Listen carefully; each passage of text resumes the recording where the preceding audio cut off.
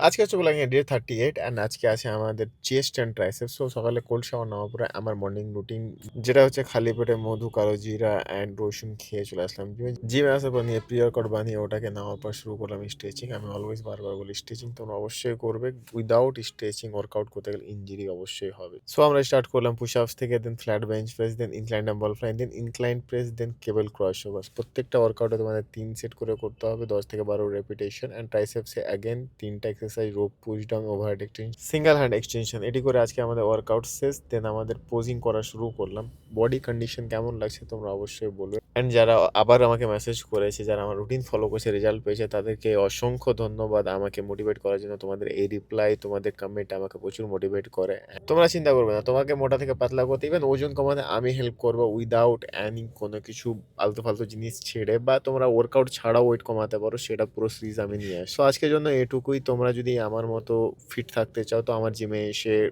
দেখা করতে পারো, কন্ট্যাক্ট করতে পারো। যারা অনলাইন কোচিং নিতে চাও তারা আমার সাথে কন্ট্যাক্ট করতে পারো। যারা অনলাইন কোচিং নিয়ে তারা ডিসপ্লেতে নাম্বার দেওয়া আছে, সেটাতে হোয়াটসঅ্যাপ বা কল করতে পারো। সো আজকের জন্য এখানে শেষ। So see you tomorrow.